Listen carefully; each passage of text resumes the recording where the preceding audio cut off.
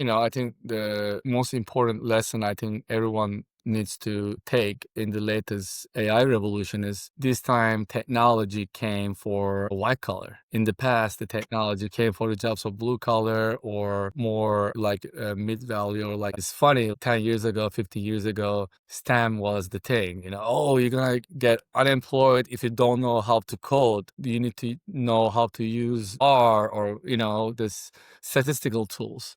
The ironic thing is AI came first for the coders, right? I mean, that's very scary. Same with lawyers, accountants, and consultants.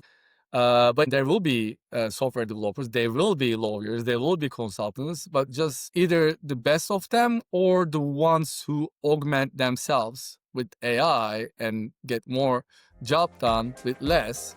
Welcome back to Alexa's Input AI, the show where we talk with the people shaping the future of technology.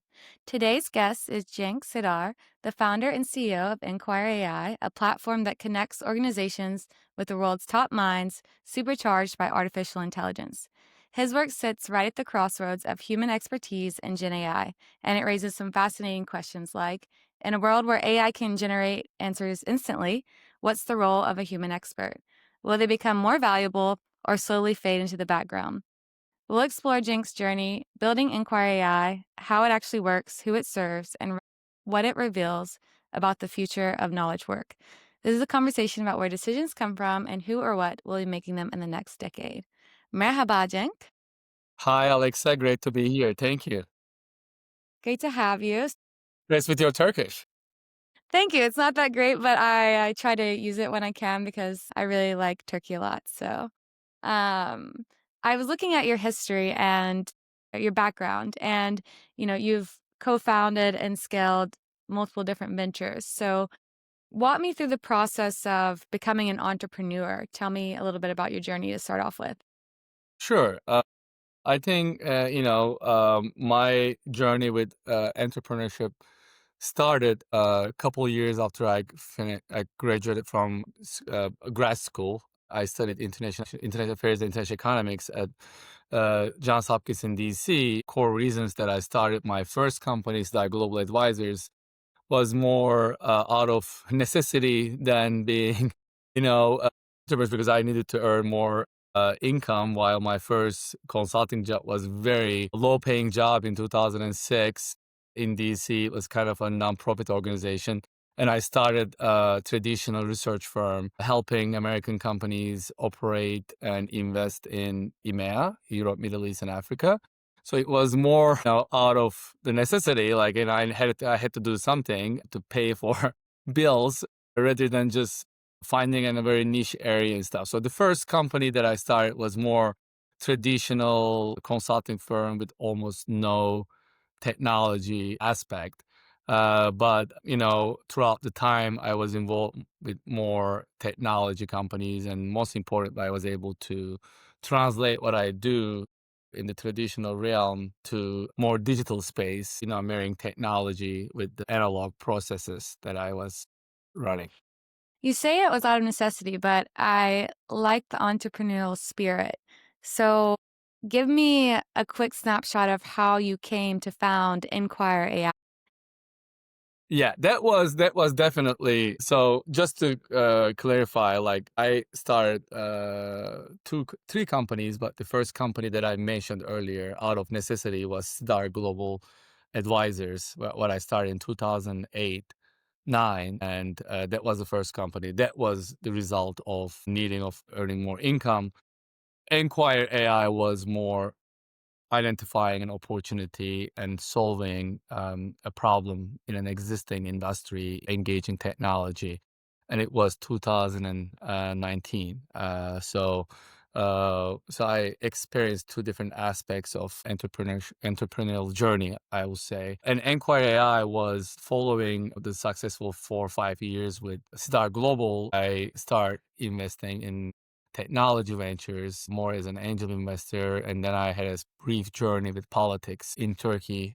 But then when I saw the opportunities in the technology industry in 2017 with the marketplace models dominating traditional sectors like, of course, the rise of Uber for, ride sharing and, delivery marketplaces, etc. I wanted to, I wanted to start at a marketplace for global policy experts. I already had an infrastructure. I had a network from my previous company, Sidar Global. So I had access to, if not more, probably a couple hundred global policy experts that I had a personal relationship with in different markets, mostly email, but also global towards the end. So I had already the critical mass to start the marketplace. And then I was able to add different layers like tools, functionalities, and more proprietary products on top of the traditional, supply demand connecting marketplace. I was able to innovate some more interesting ways to extract head knowledge and convert it to platform knowledge or institutional knowledge, I would say. And that was kind of a evolution of the thoughts. Of course, it wasn't like overnight. I don't believe like people waking up and, oh, I have an idea. I want to start a company. I think if you do something like that, it's probably more short-term excitement than a long-term sustainable success. I think real good ideas come in a shape and you start working on it, and then it evolves with your own thinking, experience, journey, but most importantly in technology with the advances in foundational and core technologies. Many catalyzer events in technology expedited the evolution of Enquire last, 7, 8 years, especially with Gen AI and commoditization of data, LLMs, etc. We can touch those points. But Enquire was more aha moment that, every industry was going to be a marketplace with increased connectivity, payment systems, mobile technology, smartphones, etc. So why not to build the marketplace for global policy consultancy? Because I had already knowledge of the area. So that was kind of my entry point to entrepreneurship. I think even though the first company was also like, I think maybe it's more entrepreneurial because like you don't raise money, you just start like bootstrap and you put your Mhm. own money in, you start with clients, more like revenue centric. You're not just building a product and waiting someone to buy, like, the traditional consulting firm. But in, what I think with everyone's talking about technology entrepreneurship, I have only Enquire AI that I started and still managing about last 7 years. I mean, I think that still counts. I really like how you explain that because it seems like it was such a good fit for you, this marketplace of experts in policy and other experts, because everything that you had done before led to what you are doing now, and you built upon that experience. So I like that you said that because it was a really great fit for you. For the people that are listening that maybe aren't already acquainted with what Enquire AI is, would you like to quickly explain generally what it is before we kind of go more into the Gen AI and expert questions?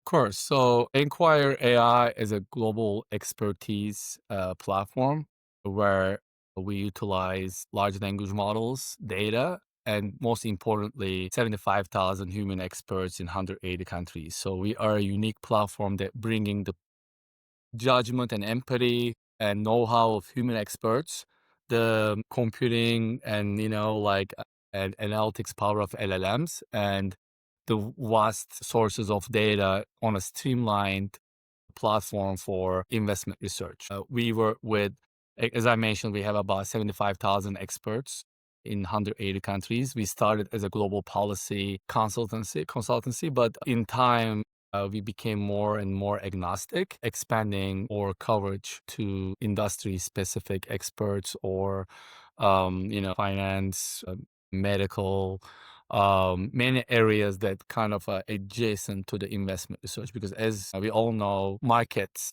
and geopolitics are very multidisciplinary areas. So you cannot just cover policy and, provide end-to-end research or expertise on the markets. In COVID, when COVID hit the markets, like you needed, you need to understand the health aspect of the COVID and the contagious nature, but also, work environment or regulation, geopolitics, the impact on the markets, the changing nature of work, psychology.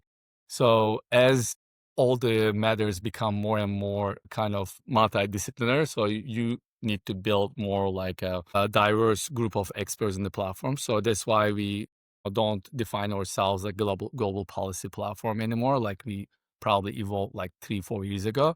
So now we work with mostly with investment research teams like private equities, long short hedge funds, sell side, buy side, global management consultancies, most of the big four corporations like Apple, AT&T, Amazon, and so many others. So we have over 80 institutional clients. Some of them are, Fortune 100, most of them Fortune 100.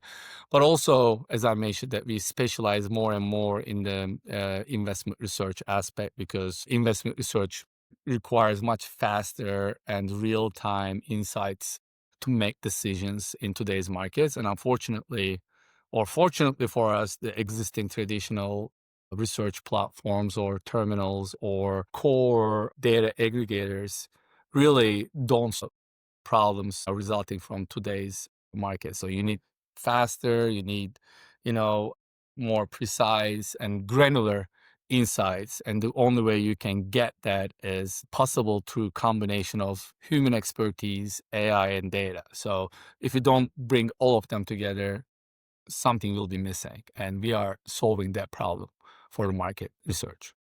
So you have this high quality expert data that people are paying for, these institutions, and it seems that there is a big need for that.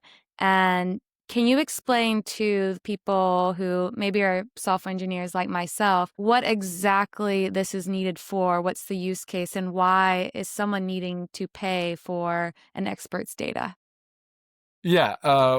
So expert insights are still very valuable, especially when the public data become a commodity, right? So maybe 10 years ago, it was very difficult to access earning reports or earning call transcripts or even price data on the market. Of course, there were platforms that you could access and buy subscription, but they were not you know, inexpensive. It was like, maybe at the privilege, those were privileged products for like certain investors, etc. In today's markets, like in today's technology, earning calls are, or earning reports, market data, news are at your fingertips. Mhm. If you want to do analysis of a stock, you can go and get all the data available either at no cost or a very, very affordable subscriptions available, because those are public data, because SEC reporting requirements, mandate that the companies should report it, and there's a public data. You just need to go get that information. So all these platforms provide aggregated data, but data without insight really doesn't mean anything. So if you want to understand the outlook for a company or in industry or private company or public company, you need to add human expertise on top of the data, so that you have a better picture of what does it mean within the context of larger picture. So I this give you an gives you an example. edge, kinda.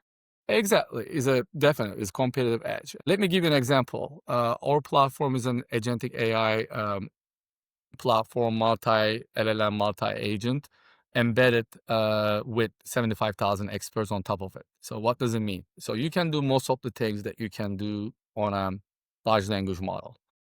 We use multiple foundational models for regular LLM work, like summarization, data retrieval, editing. But most importantly, we have those experts embedded on the platform. All these experts built their own profile on the platform. Think about it as a LinkedIn meeting Reddit or Quora with ChatGPT.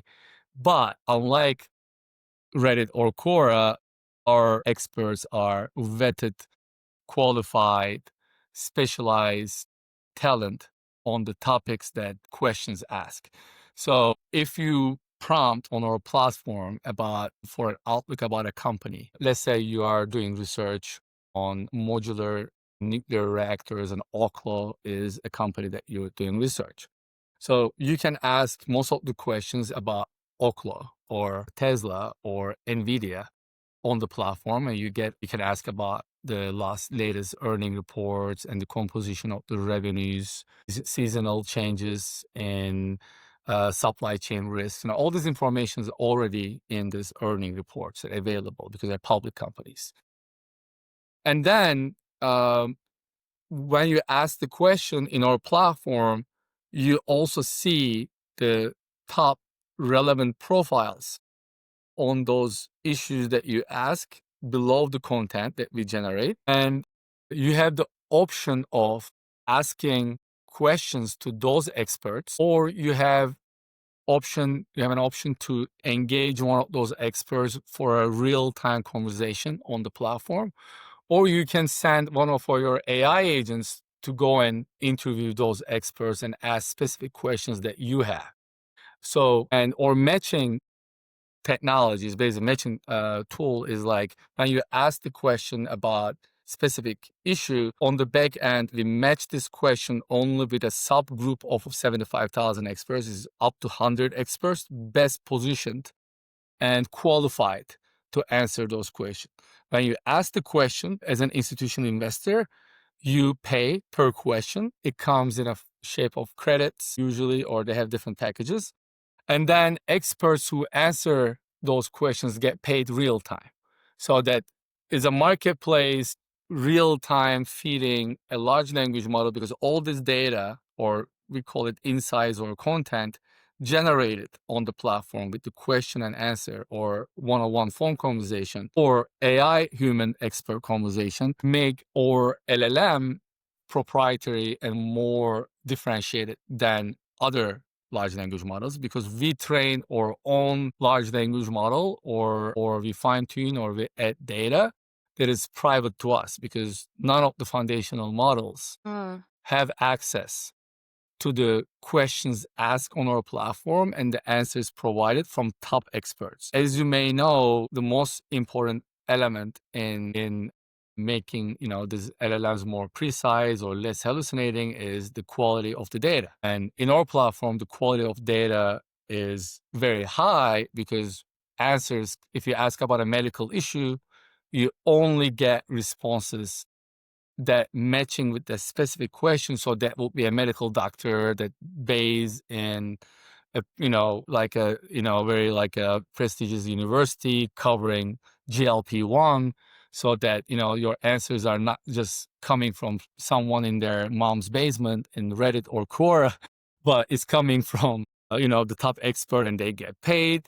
They need to keep their reputation on the platform, so they need to provide high quality responses, and the responses are more like insights. You don't ask factual questions, because you can get factual answers on any large language model or on any, data library. Our platform specializes on insights and opinions or commentary, expert commentary, So those are different words. I'm like always trying to find the best in the context, but I think the commentary is one of the best definitions, because you get the data. So basically think about this, like you ask the question, you get the available data, you get access to every insight shared on the platform prior to your question, because there's a symbiotic relationship among human expert, data, and AI. So when there is a new question, and we have about more than 200,000 expert insights in the system last 7 years, we have hundreds of call transcripts, 1 hour call transcripts, and is a rich content set. And that makes our LLM much more differentiated every day, and more questions asked make the LLM better. And of course, or clients learn from our LLM, and or LLM learns from our experts.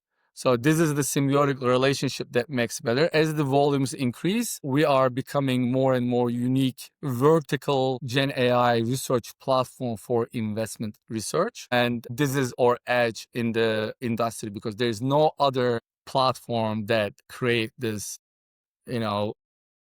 relationship among data, human expert, and data. They're amazing platforms about, with great data sets. They're amazing companies with top human talent, right? I mean, the big consultancies. Of course, like, GPT, like, Anthropic, all the large foundational models, they're very good in, AI, I mean, Yeah. or training models. We are kind of bringing those three components together to provide the best optimal experience to researchers at financial institutions. Okay, yeah, that's great. That was a lot. So let me just try to repeat it back to you and let's see if I got it correctly. So, on one end, you have this expert consultancy platform where you can connect people. Like, I'm looking for an expert on oil companies, for example, anything. And you connect me on your platform through one or a few of experts. And I may have a list of questions that I want, so I can pick them. They're all vetted somehow through your process, and I can see their profile. So even though they're vetted, I can still kind of pick and choose if I want. And then I can get questions answered from the list of them, like asynchronously. I can choose to do a voice interview or a Zoom interview, for example, a video conference, or I can have AI actually interview for me and get a video conference of them interviewing with AI back. So that's one part, correct? Yeah, definitely. Yeah. So then with Gen AI, you added something, similar to what a lot of people have experienced with Chat GPT. So you added that Gen AI layer with it. And now you have also highly specialized LLMs that are learning from this expert feedback. So you have high quality data on these LLMs that's insightful, and it goes beyond what you can just find on the internet because it adds to that. Now you can use that plus your platform. So it's an all in one place to get the best data. Is that correct way Spot to? on. Definitely. The reason I paused earlier is not because you did say anything wrong. Yes, and that two parts work together. So Yeah, those are not two different experiences. You're not going to engagement platform and engage the expert, and then you go to Gen AI. So yeah. they work in a streamlined manner on the agentic AI workflow, which is basically the new. I mean, you're in product and technology, better than I do. Like UX, in the new UX that you deal with no interface, kind of the mindset that the best user interface is no user interface. You know, you converse with the system. There are no all these, whistles and bells or Mhm. drop down menus, and you get like, you get lost in finding. You tell our platform what job you need to get it done. Like, hey, you can prompt, I want to talk to a expert, a supply chain expert in automotive industry in Germany, specializes in electric vehicle and lithium batteries with 10 years experience with a special focus in Asian market. And then if you prompt it in a way that you get the profiles of the experts, or you can say, and then you can choose those experts and send the AI agent and put the questions that you want to ask. And then you get those experts interviewed and you get the full transcript, the summary, consensus points, diverging points, you get the full report. Or I give you another example. The previous example I gave you was more the experience of a decision maker. So you're working for a hedge fund and you need to make a decision on a stock. So that was more like educational reasons. You want to Mhm. educate yourself about a stock or industry, or you want to learn.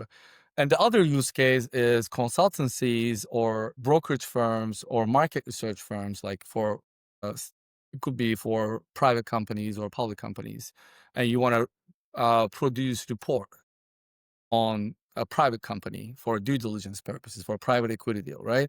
So we have a full automated process from intake to completion where you just put your request or what you want to get accomplished. You need a report. You want to report on this private company in India that does a business with Singapore on a specific market, and you want to understand the market outlook for the company given the latest regulatory changes. And so in that case, or agents work hand in hand, and you can basically start the automated process of getting available public data about those companies. We have access, we have bottom to the top approach rather than top to bottom like other LLMs. So what does it mean is we started kind of a raw LLM, means that we only adding curated data sets that we trust and find legit and trustable, such as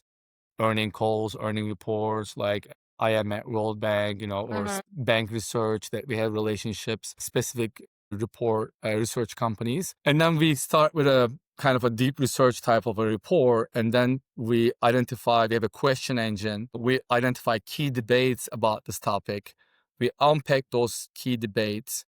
We run questions and use our proprietary network Pulse patented tool that we can ask the questions on our platform, get real-time answers within 20 minutes from the experts Oh, on the nice. topic, and then add those insights and then identify, okay, what are the missing points? And then we can run AI interviews with almost no human touch. We can create a 40-page due diligence report that a large prestigious strategic management consultancy firm would charge $60,000, name any.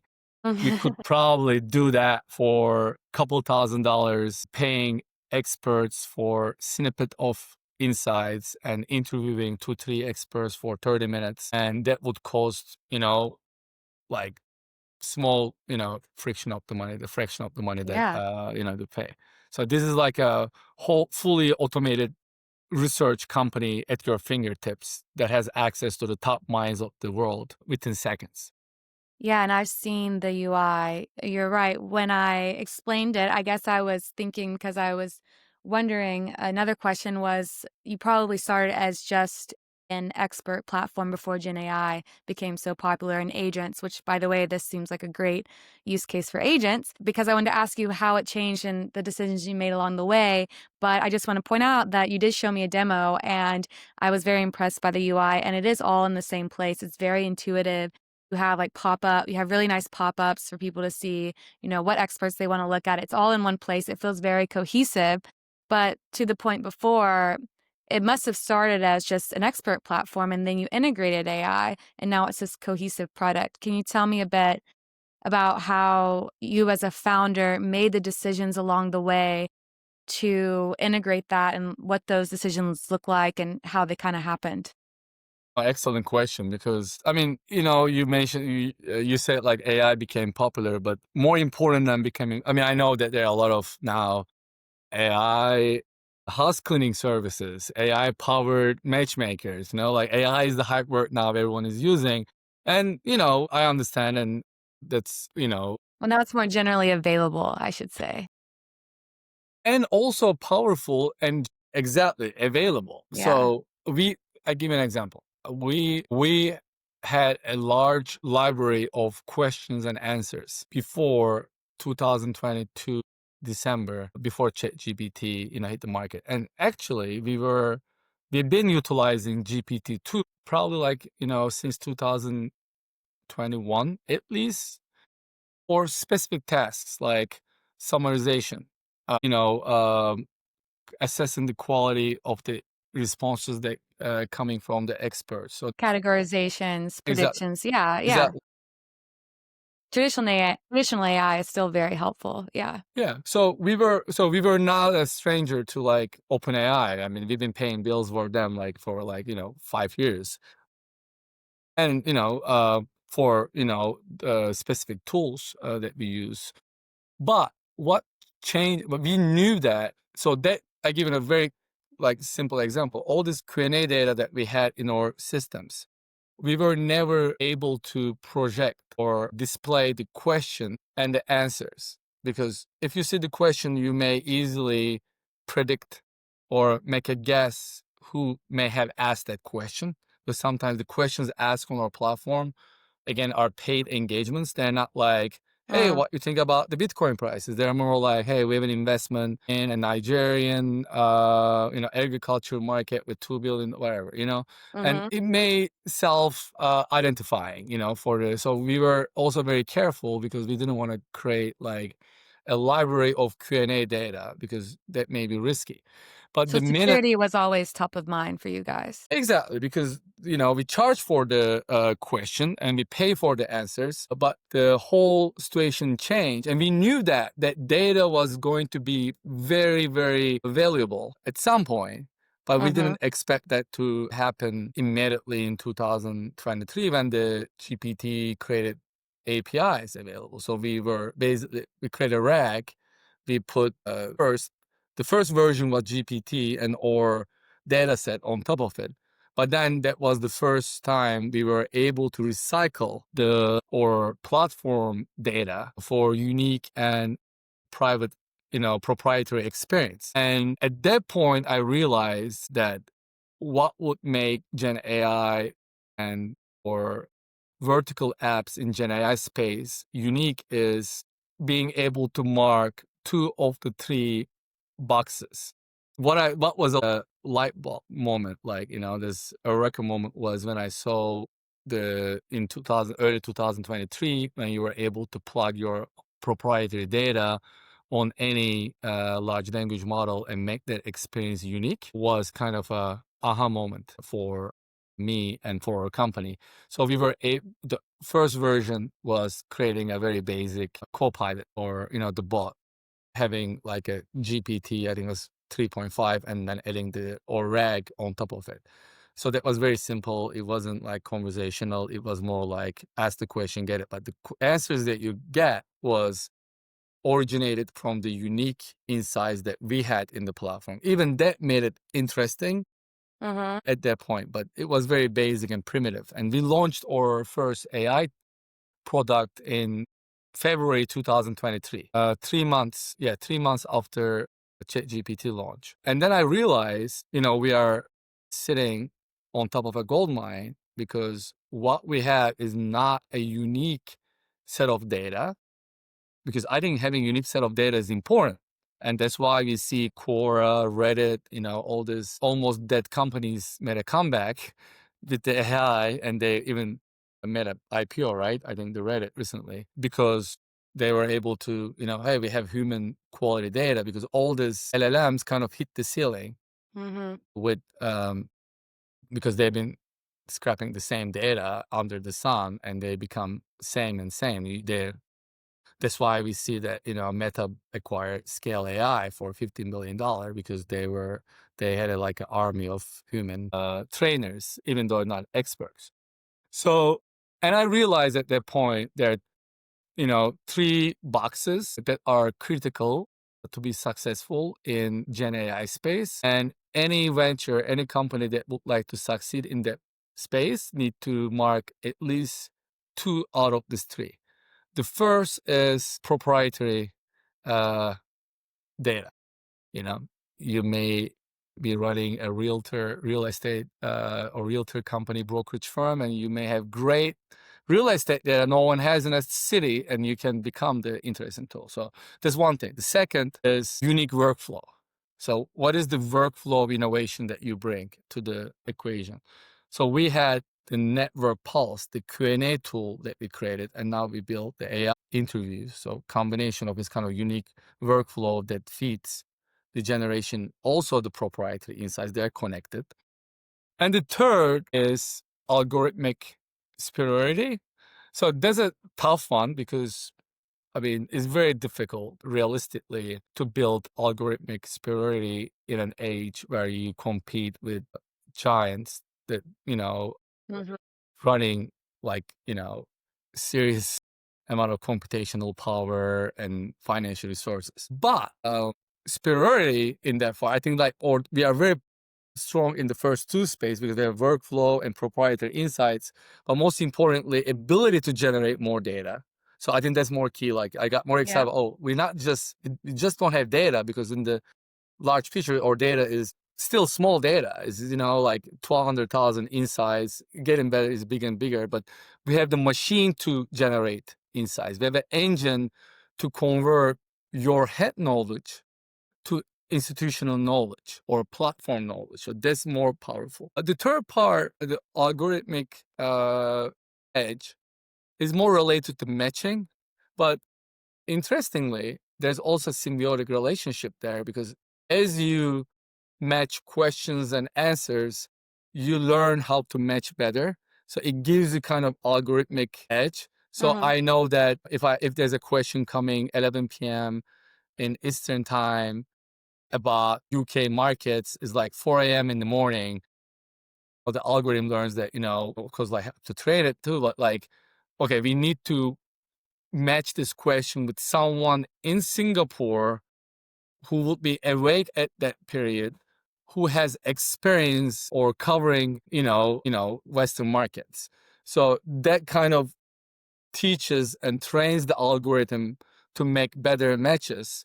Yeah. So that gave us an edge in matching the questions with the right group of experts or Mhm. matching the supply and demand of the knowledge. When I think of one of your features that just feels like it gives you an edge, and it just seems like maybe this wouldn't have been so apparent. I mean, it seems obvious, the AI interview feature that you can have AI interview someone for you if you don't have time or you want to interview a few people. This seems like a great feature. How did you come up with this feature and decide to implement it? What did that process look like? Sure.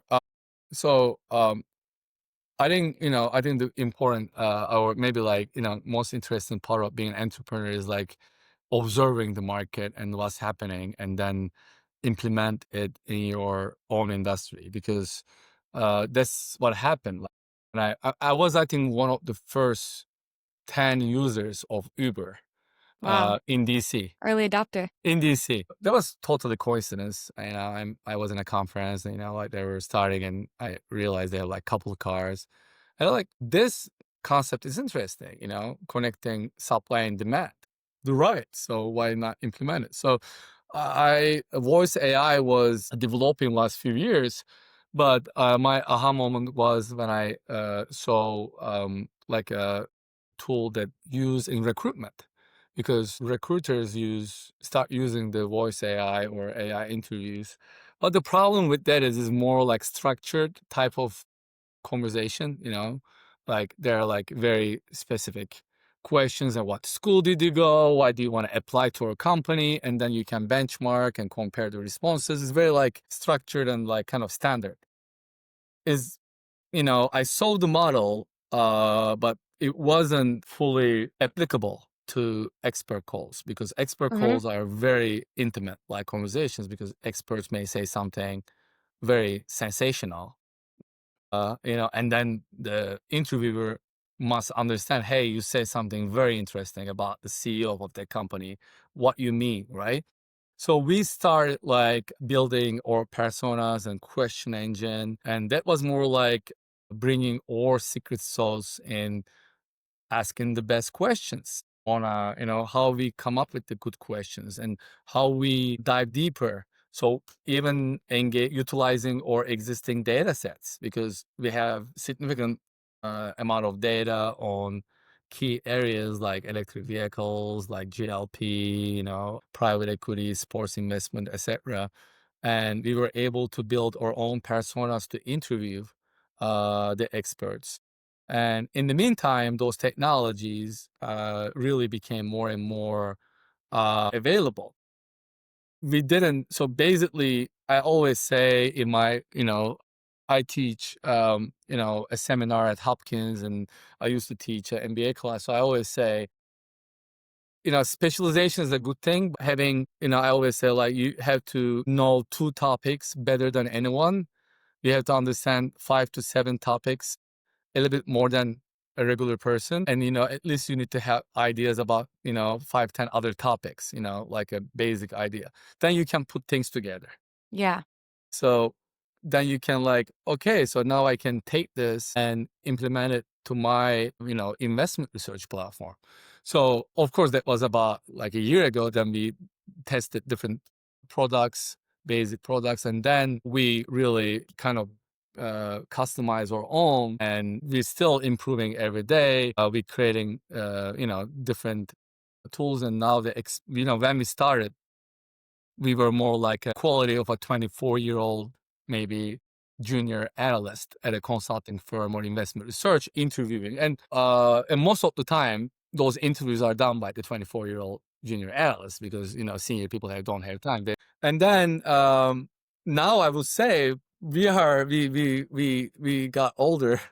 The quality of now we are like 30 something mid-level analysts, still not at the level of 30-year 20-year experienced senior analysts, because one thing I always say, like, there's a hierarchy of insight, like, or intellect. Like, you start with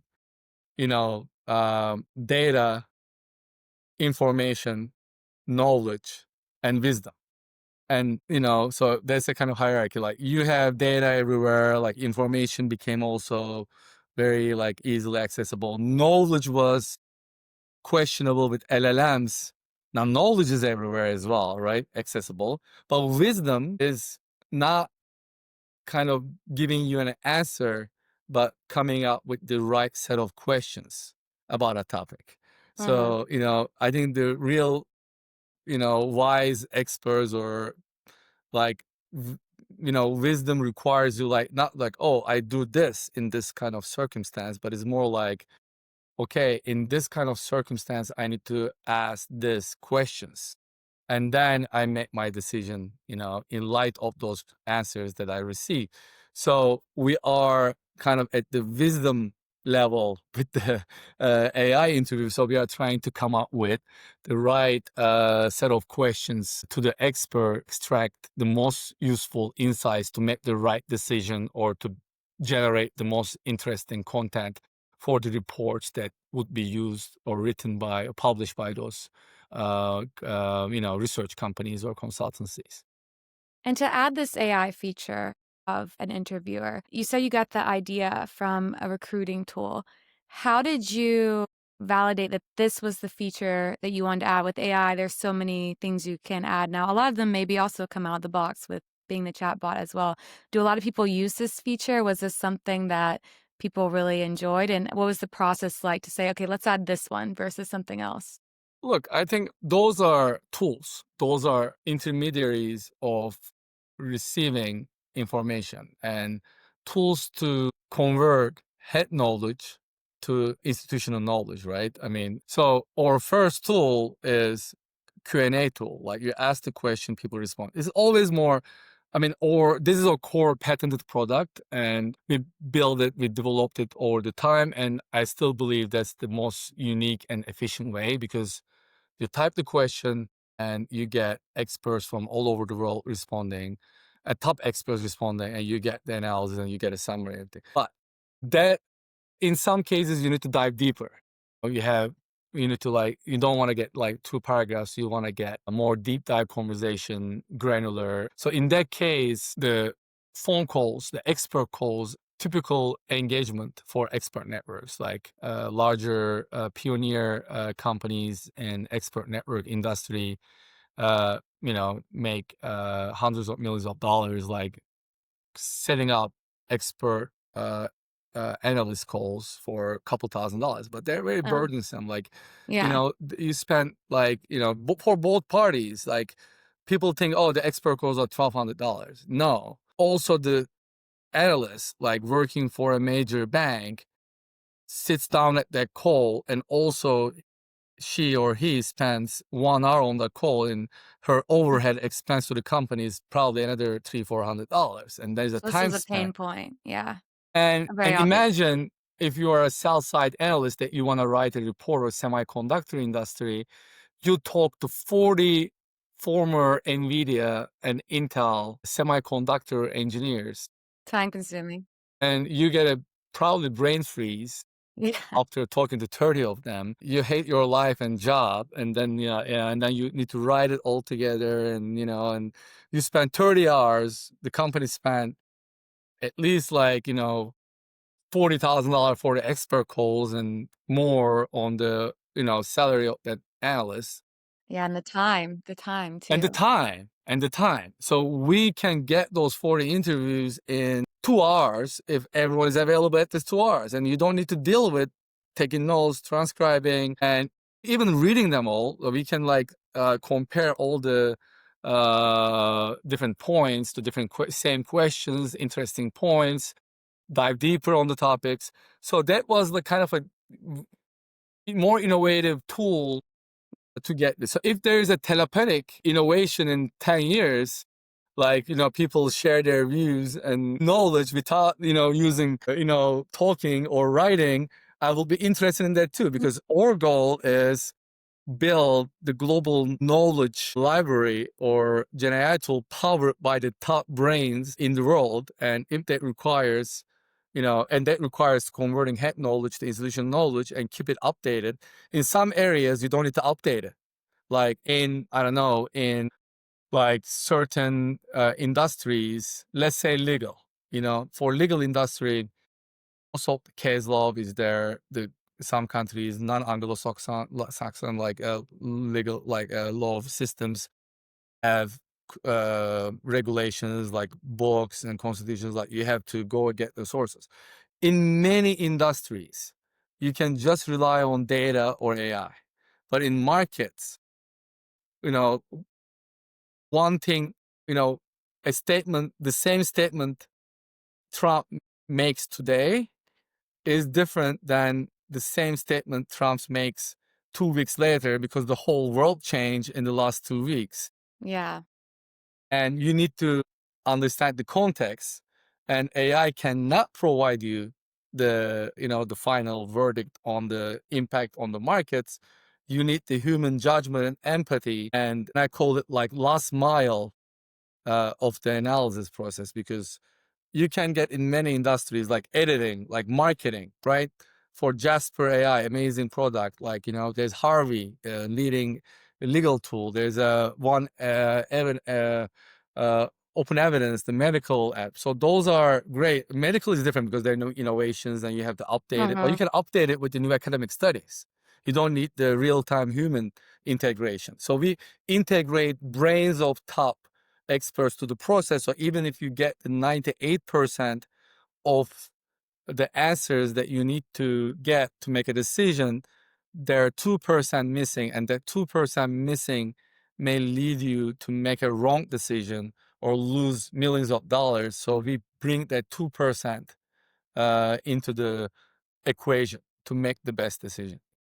Yeah, because unlike medical, where there's research and you can keep up to date, this more has to do with the movement and actions of humans, which is a little less scientific, it seems. And I like the term last mile, like to give you that last percent to push you over the edge, to give you the competitive edge. And you also mentioned before, like wisdom as well, which to me, it seems like what you also offer, and then what you need for asking questions, but also what you offer is that last piece, which is the wisdom as well. So my question is, do you think that AI will ever be able to have that wisdom, or do you think that these experts will always be needed? Certain AI tools may have get closer to the wisdom, but the only requirement is to have the real-time human integration to those AI systems. I call it centaur models. If you know Greek mythology a little bit, like it is like a half human, half horse, Yeah. like a creature. And centaur is taking the most like powerful part of the horse, the muscles and the torso and the brain and heart, and from the human, right? So AI would only have wisdom if it has the component of the human judgment and empathy as a real time, as an embedded process of the system. So like I think that's the only way you can have it. There are different ways to do that. You can do that through open sourcing. I think there are tools that doing it, like I don't know, like I think Grok is interesting example, because there's like a masses on X that training Hmm. it. And but of course I think it's good for daily stuff. I think it's very powerful in understanding the you know like what's happening in the world. If you want to understand the context of the Coldplay scandal a couple of weeks ago, like Grok would give you a great answer in like 20 seconds after that happens, because it got trained by real human gossipers on X, right? Or trolls on the X. but you wouldn't make a decision on the financial decision on growth. So, No. but it's a smart model because it's bringing human Learning. insights and human views and AI and data together. So we do that in our vertical, which is market research, financial, economic, geopolitical, regulatory framework. And we need to be a little bit more selective and picky, like, whose insights we Hmm. bring in, because we need to make sure that, the quality of the output will be, very low if, we're not, being careful on who we onboard on the platform. Yeah. So those are I think, the key requirements to get closer to the wisdom level. But it doesn't mean AI or data would be, like I think there will be less human experts on the top, and the best of them will survive this revolution. But smart ones will be able to occupy themselves with the power of AI as well. Yeah. So it seems like to keep your job, there will be jobs, but few of them. And to keep one, you just need to be really great at what you do. You need to be some things to stand out about you, differentiate you, kind of have a brand. I feel like that probably applies to most most jobs that might be taken by AI. Yeah.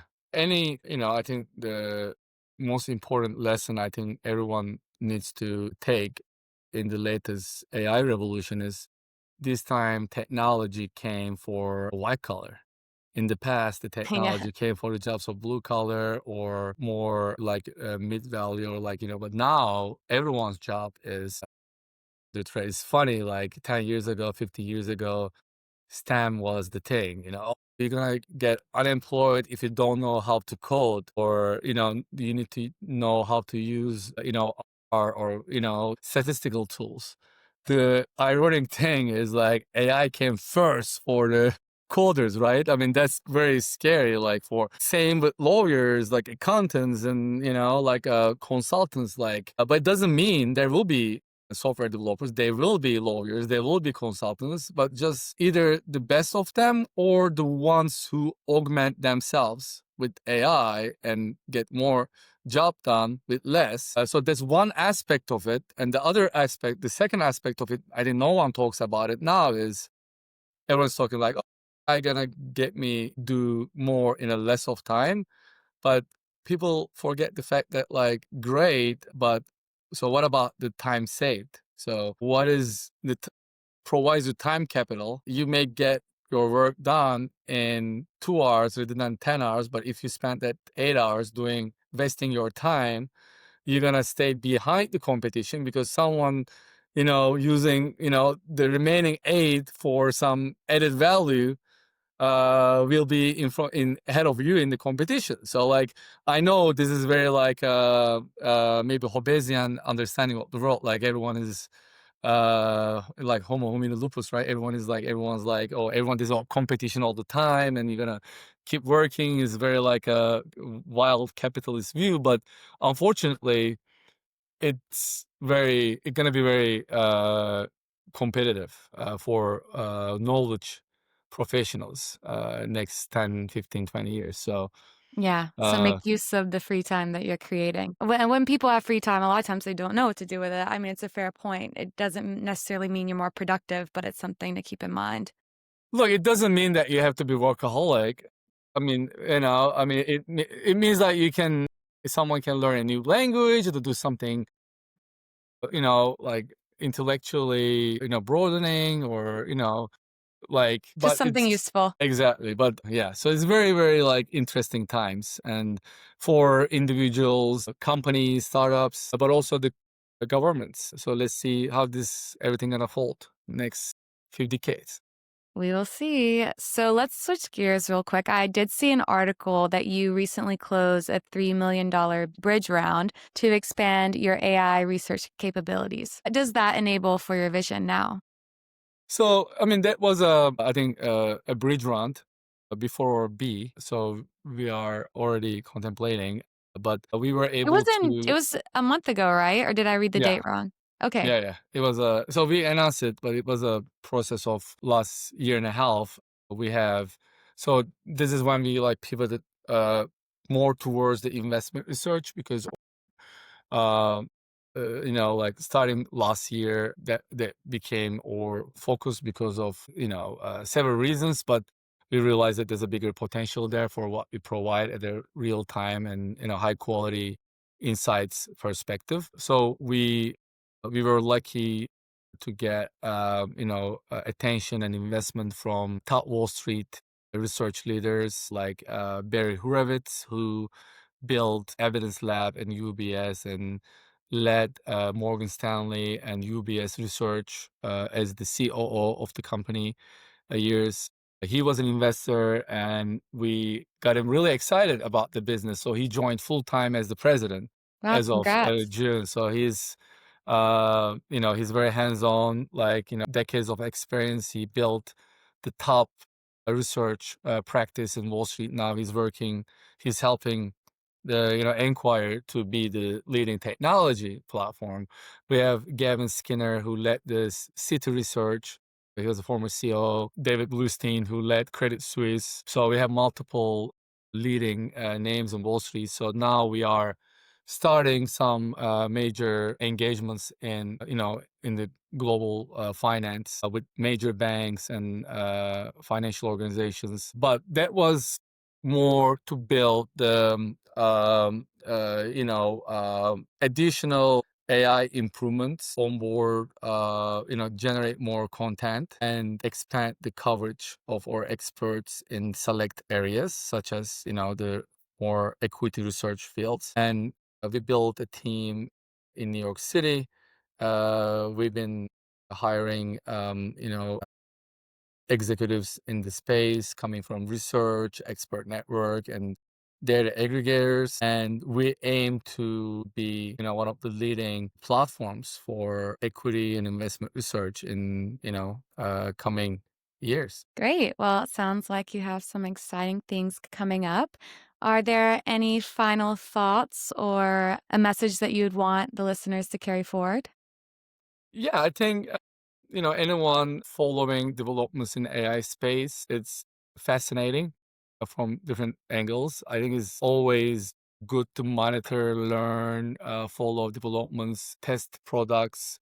You never know. You may get your best idea just testing a product or an agent that you're playing. So again, I think still there's a human skill to connect dots, right? And in order to connect dots and put the puzzle together, you have to have some sort of a foundational understanding of different elements. If you're a fashion designer and playing with an AI tool, you may come up with the best retail clothing, AI idea because you understand different elements. So like it's always good to be out there, listen podcasts, from your podcast, Yeah, uh, thanks. recommend it and be out there and experience what's happening. Sometimes observing is the first step in building. So no one should really underestimate the power of just looking around. Sometimes observing is the first step of building. I like that. Well, thank you so much for coming on. It was great having you. I learned so much and good luck. I'm excited to see where Inquiry AI goes. Thank you. It was fun. Perfect. Thank you for listening to this episode of Alexa's Input. Make sure to subscribe so you know when the next episode comes out. Also, you can follow me on Twitter at Alexa's Input. Finally, any donations are welcome. You can go click the link in the description, go to the Anchor page, and I do take donations because I edit and record these podcasts on my own. So those are very much appreciated. Thank you, and I'll see you next time.